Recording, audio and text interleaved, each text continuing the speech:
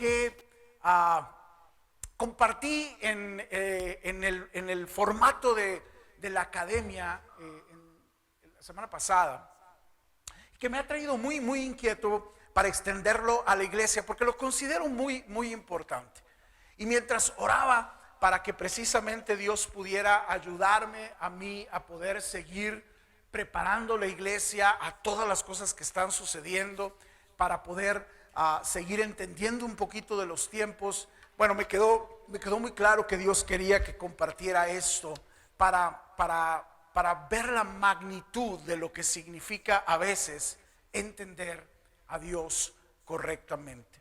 Así que si me acompañan, vamos a orar por la palabra. Señor, gracias por tu palabra, y gracias también, Señor, porque estoy seguro que tú sigues conectándonos, Señor, a propósito, que tú sigues haciendo que muchos de nosotros, Señor, podamos entender, encontrar respuestas, Señor, a preguntas que antes nos inquietaban en relación a nuestro presente y a nuestro futuro.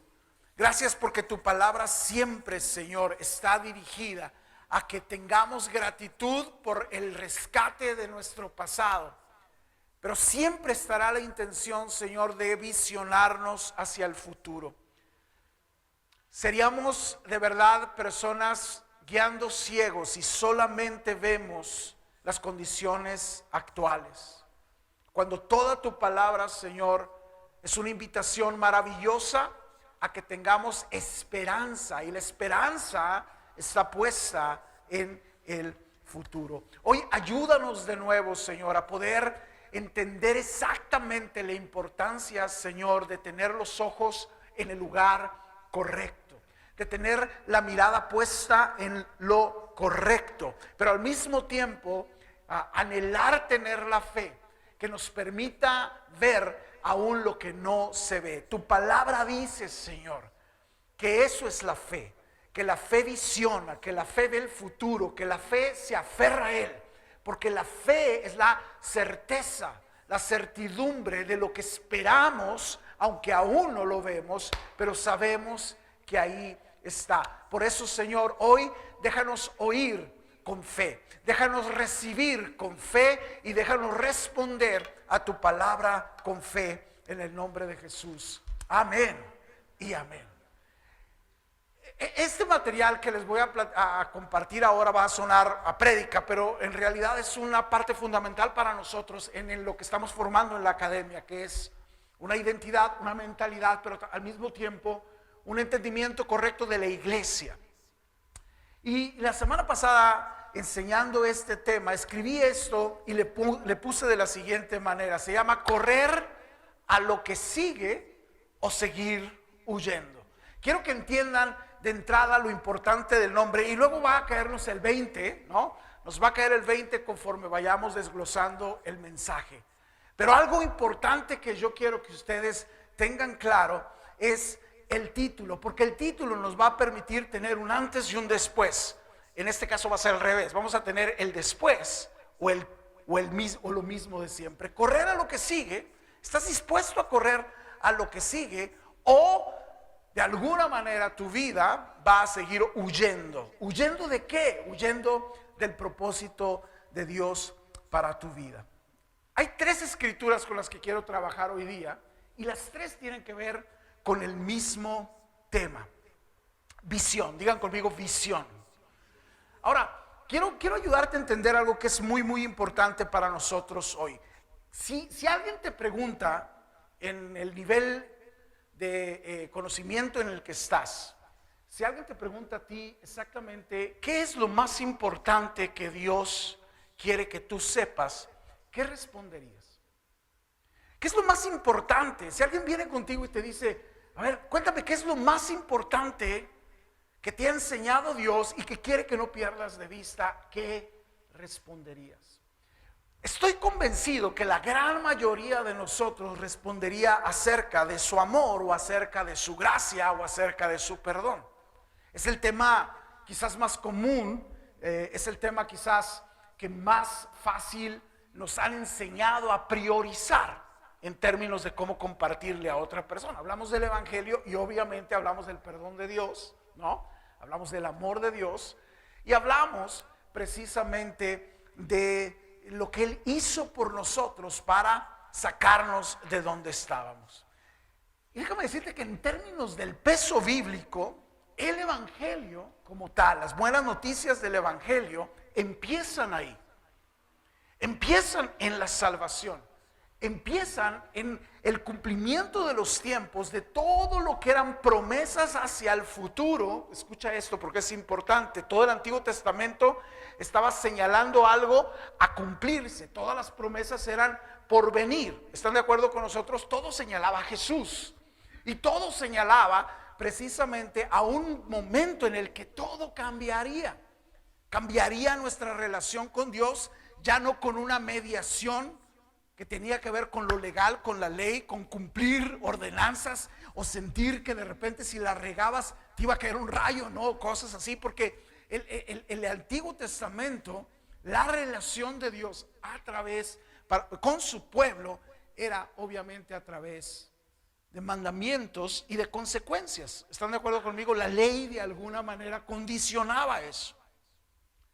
Pero quiero recordarte así de una manera muy rápida exactamente qué es lo que Dios más enfatiza en la Biblia.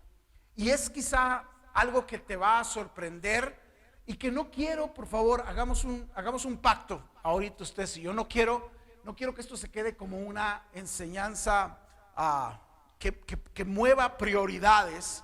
Lo que quiero es que la metan en las prioridades, ¿va?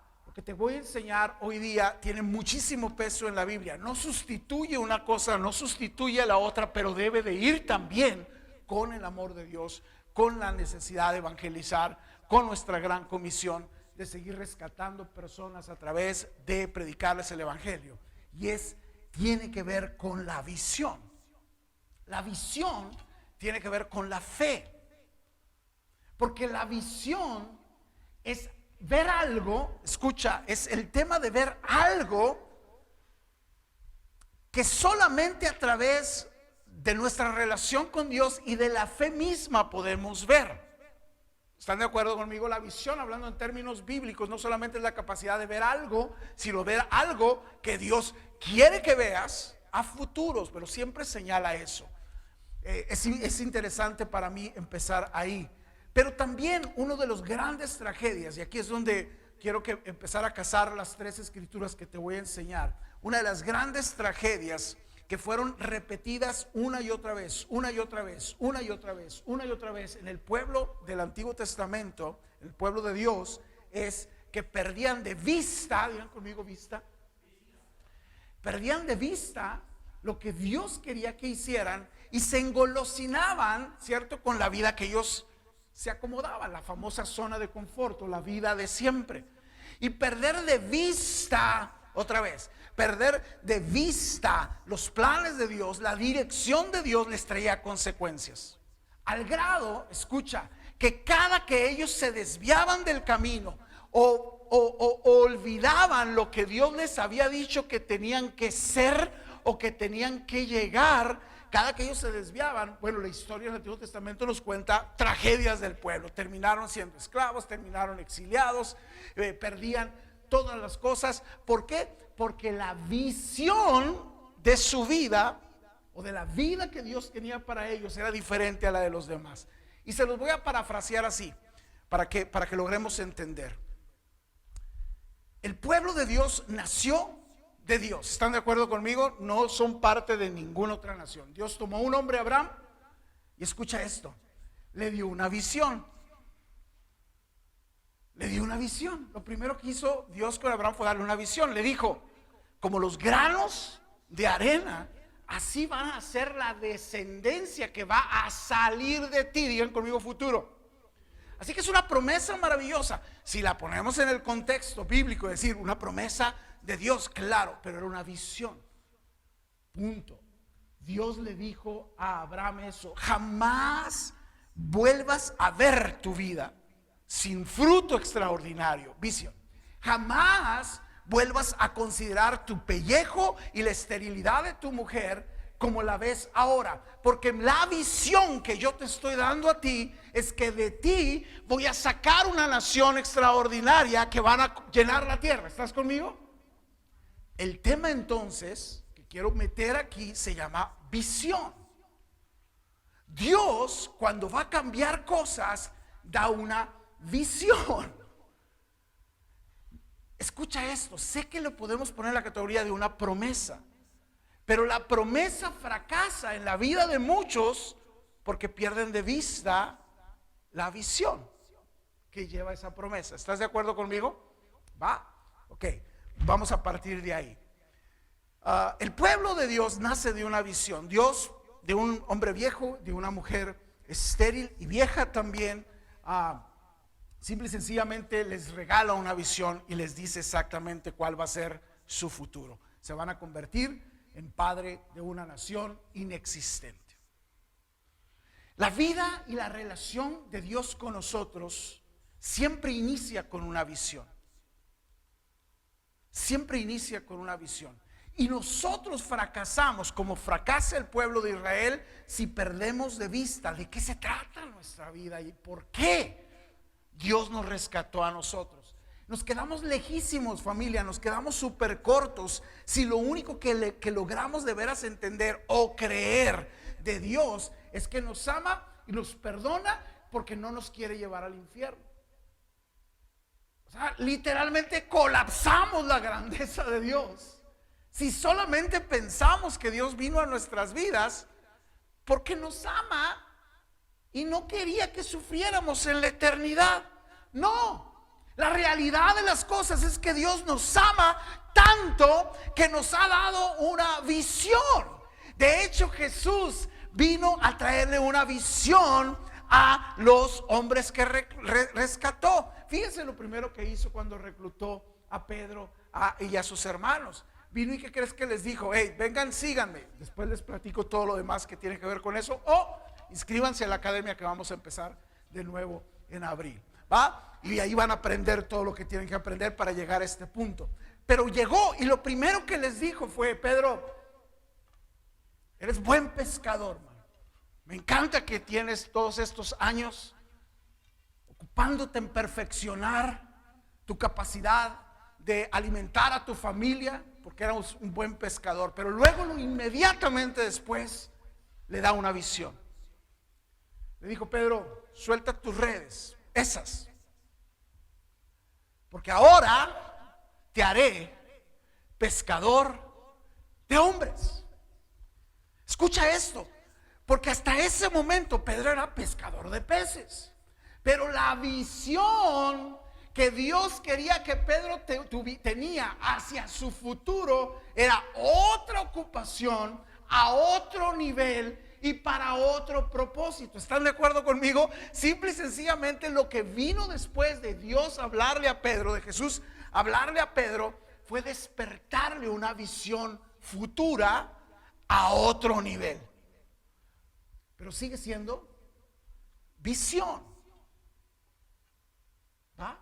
Si ustedes analizan qué hizo con José, visión, le dio un sueño y le dio una visión del futuro. Lo vio a sus hermanos postrándose ante él y él no entendía el sueño. Años después supo el cumplimiento de esa visión que tenía que ver con su capacidad de administrar, ¿cierto? Y de bendecir a Israel en momentos. Pero todo empieza en una visión. A Josué Dios le dijo lo siguiente: Moisés ya chupó faros, ahora tú levántate y mira hacia adelante, a donde quiera que tú vayas yo estaré contigo. Y de otra vez una visión: allá es la tierra de los que yo les voy a dar. Siempre que Dios va a cambiar una historia, lo va a hacer creando un futuro que empieza en una visión. La tienes que ver. ¿Estás de acuerdo conmigo? No tiene tanto que ver con tu presente. De hecho, Dios casi nunca nos habla en nuestro presente. Lo único que habla en nuestro presente es: obedéceme y no te sueltes. A tu pasado, ¿sabes qué le dice? Forget it, olvídalo, ni yo me voy a acordar de él. Suéltalo, sal de ahí, avanza. Pero todo el lenguaje de Dios para nosotros a través de la fe es lo que vamos a hacer, lo que vamos a alcanzar, lo que quiere que vayamos haciendo. Se llama visión. Pero llega un punto en la enseñanza general de la Biblia donde la visión se convierte en el gran problema de la humanidad. Perderlo. Fuimos creados, escucha esto, para ser la imagen y Dios, la imagen y semejanza de Dios en la tierra, y perdimos esa visión. El diablo fue efectivísimo en el momento de venir a robarnos, escucha, visión e identidad. Porque lo que hizo fue decir, no, hombre, Dios no quiere, Dios lo que quiere es que ustedes se pierdan su vida. Y les quitó los ojos de los planes de Dios de hacer esta relación tan fortalecida para verse ellos mismos en el presente y disfrutar las delicias del presente. La estrategia más efectiva del diablo es quitarte la vista de la visión de Dios para tu vida y ponerla en tu presente, en lo que tiene delante de ti, en las tentaciones, si me explico, en la seducción, en todas las cosas que te atoran en la visión. Ahora, si viene la primera escritura que quiero mencionarte, porque Proverbios capítulo 29 revela algo muy importante, y es un texto que quizás conoces, pero Proverbios dice, donde no hay ¿qué? Donde no hay capacidad de ver, donde los ojos están extraviados, donde un pueblo se convierte en ciego. Escucha esto, porque es importante. Hay que alinear todas estas cosas para entender y dimensionar la palabra visión. Donde no hay visión, donde no hay capacidad de ver, donde se ha desviado la vista, donde se ha interrumpido algo que tiene que ver con el futuro, el pueblo se pierde, se extravía.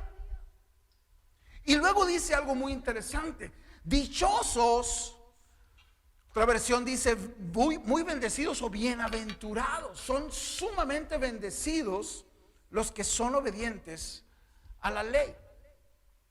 Pero quiero que hagas un énfasis o logres ver un énfasis importante. La palabra de Dios enseña lo siguiente: sin visión, digan conmigo, no tenemos futuro. Sin visión no tenemos futuro. Ningún negocio exitoso, ninguna empresa exitosa, ningún matrimonio exitoso, ninguna persona exitosa se topa con el éxito sin haber visto algo que los guió a él. ¿Sí me explicó? No sucede. Hay que tener una visión. Ahora, sin visión, lo que dice el Señor es: no tenemos futuro. La realidad de las cosas es que estaremos desviándonos.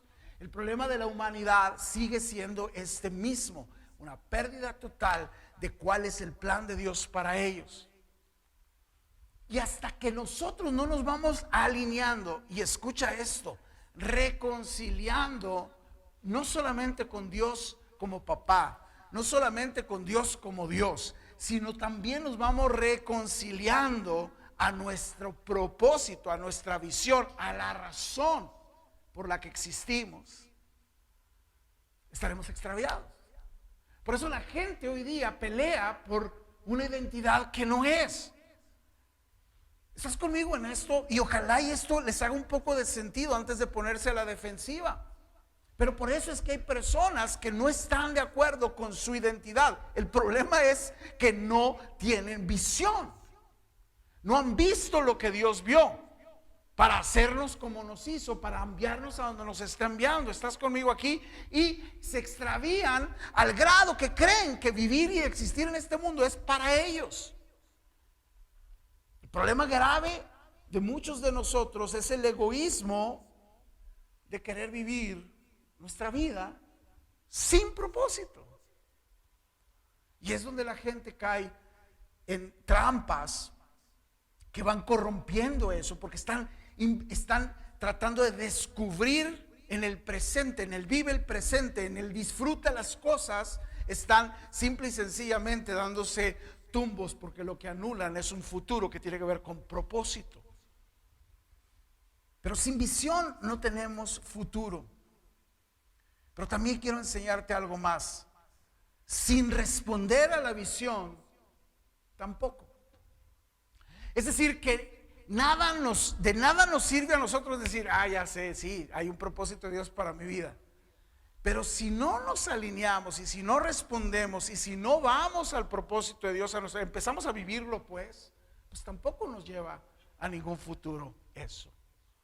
Por eso es que hay muchísimos creyentes, hay muchísimos cristianos que viven creyendo que están adorando a Dios, creyendo que están honrando a Dios, creyendo que están viviendo para la gloria de Dios, pero simple y sencillamente siguen sin hacer nada con la visión de Dios para ellos. Estoy siendo claro con esto.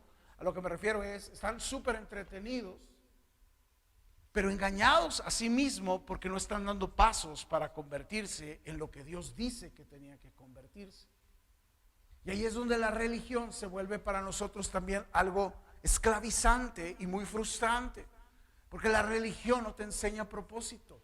La religión te ata al pasado. La religión no te abre los ojos a tu vida futura. La religión simplemente te encadena a prácticas, a tradiciones, a conceptos que hacen que tu vida se estacione en un tiempo. Se niegan al futuro, se niegan a responderle a Dios. Y a veces, esto es algo muy importante que necesito decir, a veces nuestra doctrina se convierte en el verdugo de nuestra fe, porque sabemos tanto de lo que dice, pero somos imprácticos en lo que hacemos con lo que sabemos que dice. Y la doctrina se convierte en un lastre. Les voy a enseñar eso un poquito adelante también en la academia, pero se los menciono ahorita un poquito. Hay pasajes clarísimos en la Biblia donde la doctrina nublaba la fe. Les pongo ejemplos rápidos. Saulo de Tarso era un hombre docto, sabía la palabra perfectamente, era maestro de maestros. Pero la doctrina se convirtió en su verdugo para reconocer a tiempo a Jesús y para responder al evangelio. Marta, la hermana afanada de María, ¿recuerdas esto? Cuando Jesús llegó, escucha porque es maravilloso esto, pero cuando Jesús llegó después de que Lázaro había muerto, Marta le reclamó y le reclamó con buena doctrina. Con buena doctrina le dijo: si tú hubieras estado aquí sabiendo lo que tú enseñabas y lo que tú hacías, mi hermano no hubiera muerto. Tenía clara la doctrina de Jesús. Y luego todavía Jesús le invita y le dice: Marta, tu hermano muere, tu hermano duerme. Y volvió a salir la sana doctrina de Marta. Sí, yo sé que está dormido para el día final, ¿cierto? No, le empezó a dar una cátedra de la resurrección de los muertos después. Pero Jesús no le estaba hablando de eso. Seguía sin tener fe, seguía sin usar su fe, porque estaba sobreponiendo, ¿estás conmigo?, la doctrina a la visión. Y no estoy diciendo que la doctrina es mala. Tú necesitas tener conocimiento de Dios para poder tener una fe que funcione en lo correcto.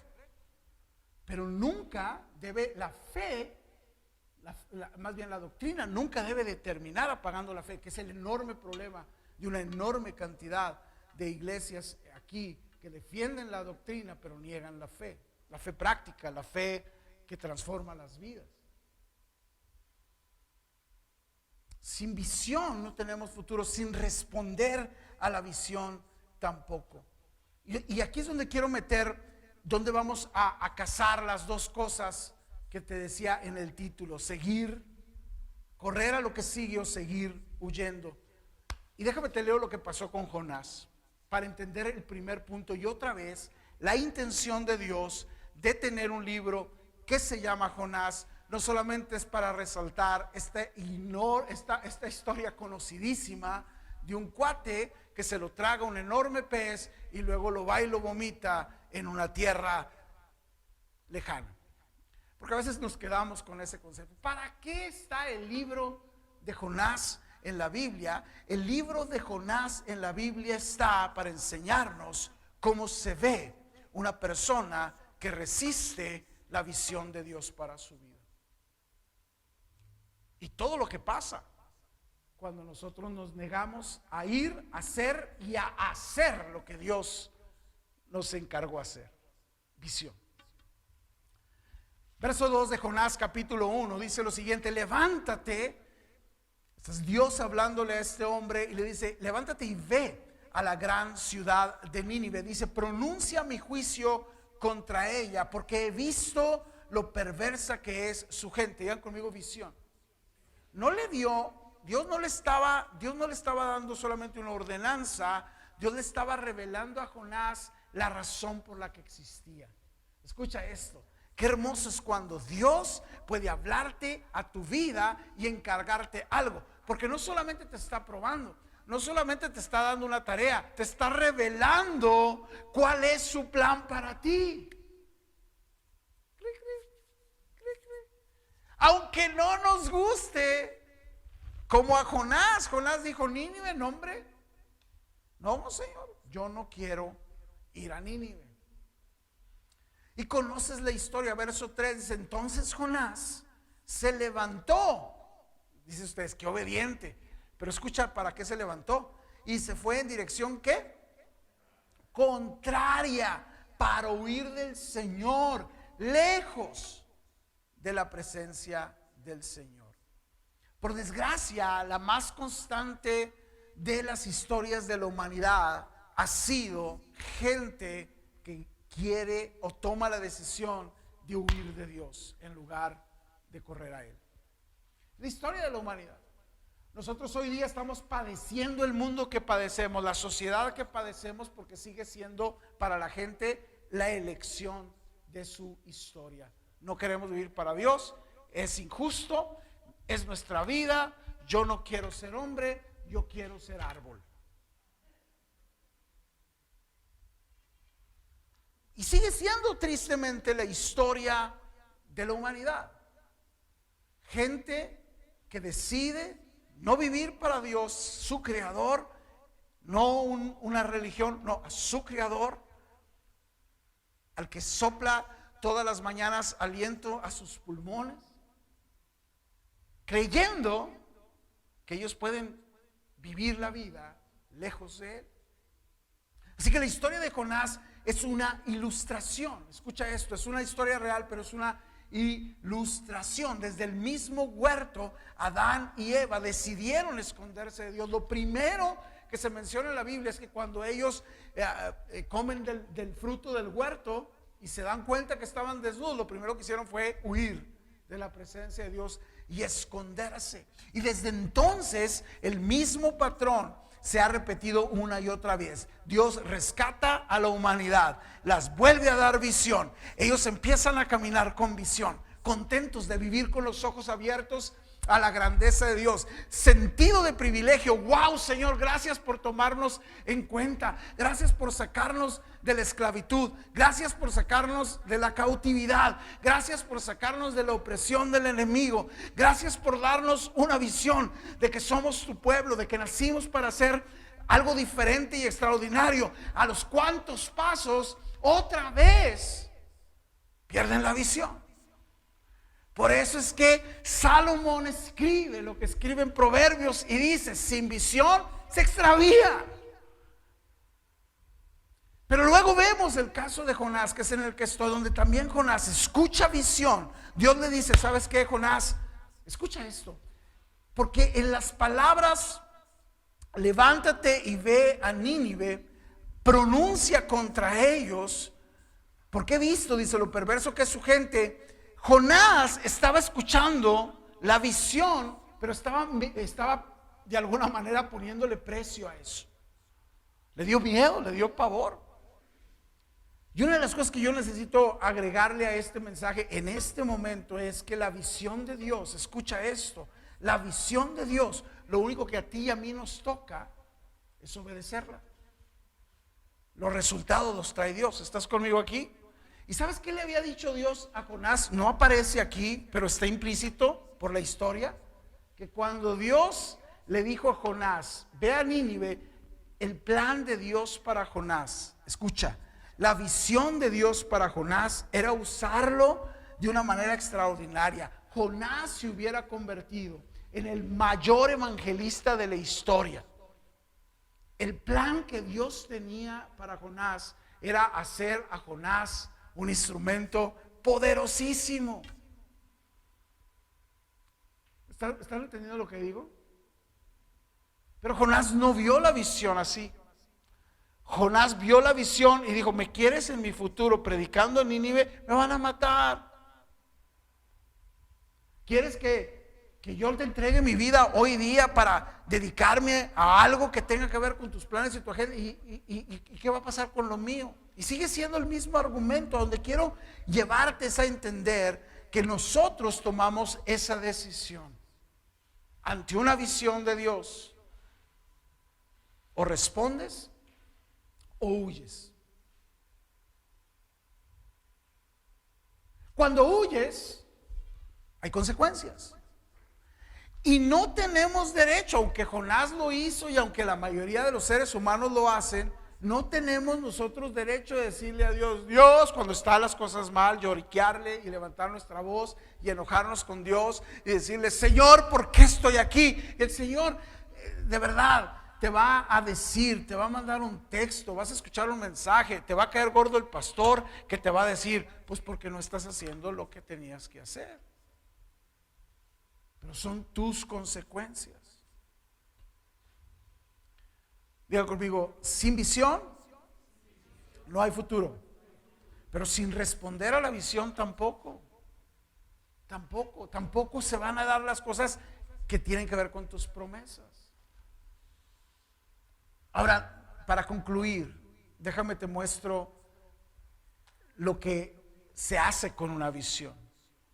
Y Habacuc es otro libro que nos enseña muchísimo y que hoy quiero concluir ayudándote a entender por qué tienes que correr con la visión. Habacuc capítulo 2 verso 2 dice lo siguiente: y Jehová me respondió. ¿Se acuerdan que el contexto de Habacuc, y digo se acuerdan porque lo prediqué hace muy poco en la serie de Aferrados? ¿Se acuerdan que Habacuc estaba enojado con Dios? Habacuc estaba sacadísimo de onda, estaba frustrado con Dios. El libro de Habacuc muestra al primer profeta que no profetiza del cielo a la tierra. Es el primer profeta que le profetiza a Dios. Fíjense qué interesante. Es el único cuate que todo el libro no se dedicó a hablar lo que Dios le dijo. Él le hablaba a Dios y él le decía a Dios: ¿qué onda contigo? ¿Cuándo vas a hacer esto? ¿Qué onda contigo? Muéstrame, porque estoy a punto de rajarme, pero no me quiero rajar porque yo sé que tú eres Dios. Tenía este debate Habacuc entre: no estoy de acuerdo con lo que estás haciendo, pero soy tuyo, así que muéstrame qué onda. Y Dios le habla una visión y le dice lo siguiente: y Jehová me respondió y dijo: escribe la visión. Digan eso conmigo: escribe la visión y declárala en tablas, para que corra el que la leyera en ella. Ahora escucha, aquí es donde esto es muy interesante y quiero mencionarte las tres cosas al final de la interpretación o en este solo texto que son importantísimas que veamos, porque tienen que ver con la invitación de Dios a lo que está haciendo con nosotros como iglesia. Pero lo primero que Dios le dice a Habacuc es: escríbela. ¿Sabes por qué Dios le dice a Habacuc que le escriba?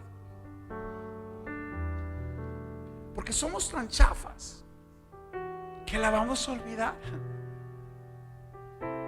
Y si algo necesitaba el pueblo hebreo a la altura de la vida o de la generación de Habacuc, era no olvidarse otra vez de lo que Dios les había hablado cada rato.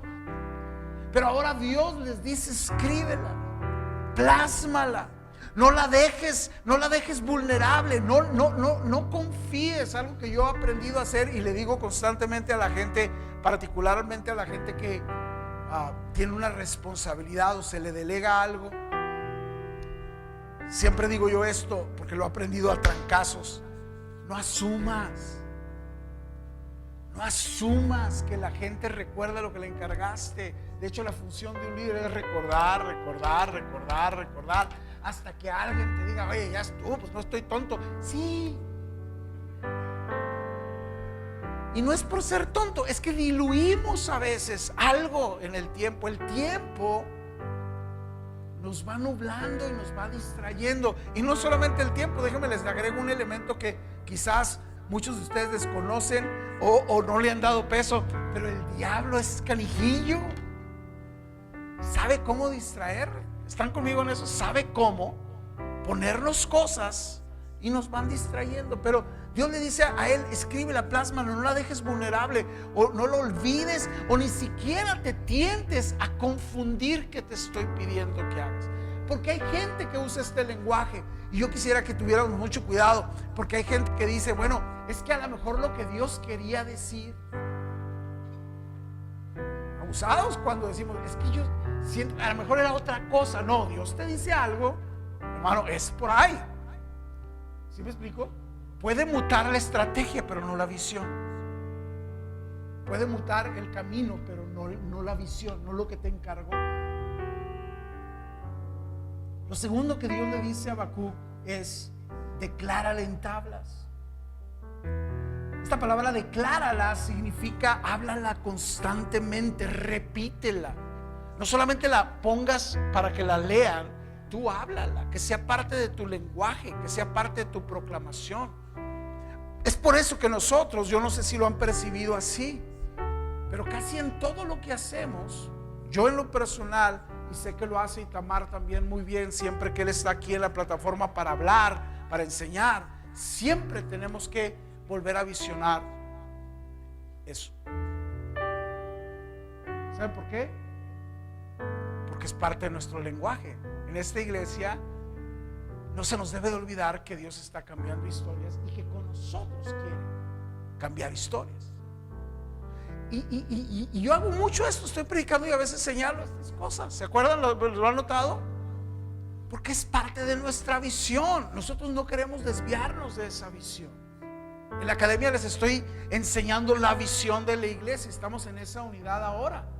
Y ellos en sus notas tienen escrita la visión y tienen escrita la misión. Porque es importantísimo que siempre estemos entendiendo por qué cambiamos historias y por qué creamos futuro, porque es lo que Dios nos encargó. Pero hay que hablarlo también. Por eso Dios le dijo a Habacuc: declárala. No significaba que un día se parara y la proclamara, no, constantemente. Si puedes todos los días menciona algo que tiene que ver con el encargo de Dios en tu vida, que se convierte en tu lenguaje, que se convierte en tu cultura. La tienes clara en un lado, pero la hablas constantemente. Se convierte, insisto, en nuestro lenguaje. La cultura de una iglesia o la cultura de una compañía se forma con el lenguaje. Hablamos lo mismo, de repente todo el mundo está repitiendo las cosas casi igual. ¿Se han dado cuenta en eso? La gente que dura mucho tiempo en una compañía habla el mismo término, porque la cultura se declara. Pero al final de cuentas, y esto es con lo que quiero concluir, dice: para que corra el que la leyera en ella. Y hay algo muy interesante en esta última parte de Habacuc, porque Dios le encarga a Habacuc que le escriba y luego que la hable, y luego pone un tercer efecto de la visión que es muy importante para mí que la volvamos a meter. Porque la visión número 3 no solamente es para ti. Escucha esto: la visión siempre va a conectar a alguien más con su propio llamado. Y cuando una visión está clara, y cuando una visión está escrita, y cuando una visión es proclamada, alguien, dice el Señor, alguien va a escucharla, va a verla y se va a identificar y se va a animar apasionadamente a correr tras esa visión para su propia vida. Por eso la disyuntiva es: ¿vas a correr con una visión para tu vida o vas a seguir huyendo como Jonás?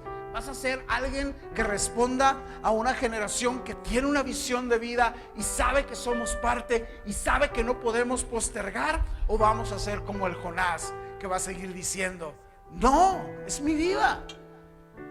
Yo les dije a los muchachos de la academia, a los académicos, yo les he dicho esto: está bien si no quieres correr con la visión, está bien. Otra vez casi pierdo una amistad por lo que voy a decir, pero se lo voy a decir: nomás no se quejen. Y alguien, oye, y más ahora con este lenguaje, ya saben de que no puedes decirle a alguien no te quejes porque es rechazo y falta de apatía y no, es que, escucha, una cosa es que nos quejemos de lo injusto y otra cosa es que nos quejemos de nuestras babosadas.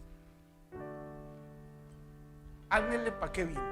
Es totalmente diferente que nos quejemos con un sistema político, que nos quejemos porque la economía está fea, que nos quejemos con una pandemia que no tiene nada que ver con nosotros. Pero si te quejas por las decisiones de tu vida y luego dices, es que no sé por qué, es que me está yendo es que no me gusta lo que da, pues entonces sí tienes que entender que si tú no estás respondiendo, hello, no te quejes de que estás en el mismo lugar, en la misma miseria, en la misma condición, en la misma situación. No puedes culpar a Dios, no puedes culpar a la iglesia, no puedes culpar a nadie si tú no estás decidiendo correr detrás de tu visión.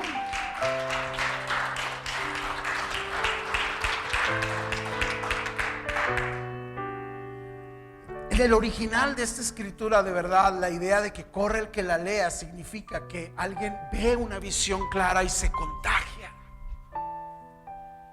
se anima, se identifica. ¿Sí me explico por qué? Porque una visión que viene inspirada por Dios tiene el efecto, tiene el poder de contagiarse. La palabra iglesia también se los enseñé en la academia y necesito que lo vuelvan a meter al panorama. Pero la palabra iglesia no tiene que ver con un estacionamiento de creyentes. La palabra iglesia tiene que ver con gente que se une a una causa para propagarla. Jesús habló en medio de un lenguaje religioso y cuando le dijo a Pedro, sobre esa roca edificaré mi iglesia, usó la palabra eclesía, una palabra que no tenía nada que ver ni con la Torá, ni con las sinagogas, ni con las tradiciones, ni con nada espiritual. La palabra eclesía que Jesús le dijo a Pedro no tenía nada que ver con la religiosidad ni con Dios. Era una palabra que se usaba en esa cultura y que señalaba las causas. La gente hoy día se une a eclesías. Todo este movimiento LGBTTT es una eclesía, porque es una causa que está proclamándose con visión, con mucho entusiasmo. Se declara. Y alguien la ve y se identifica y dice, yo me uno a esta causa. Y empieza a hablar lo mismo, empieza a proclamar lo mismo, empieza a avanzar, porque la visión nos hace correr. ¿Estás conmigo aquí? Pero la iglesia de nuestros tiempos no tiene visión y creen que la visión es llegar a llenar lugares, sentar mucha gente, tener mucho auditorio, tener mucha gente que te aplaude, que te sigue y todo eso, pero estacionados. Escucha, y nadie se contagia más que a decir, wow, yeah, cosas así, pero no hay. ¿Estás conmigo? Pero no hay.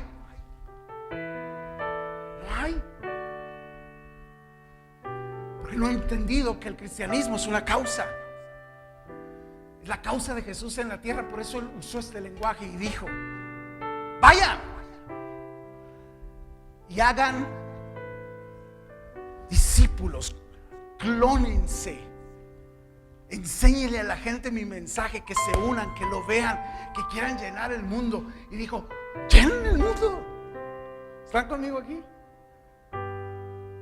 No de churches, que es la traducción pésima que se hizo en la Septuaginta y luego en los otros libros de la palabra eclesía, porque ese es un problema de traducción.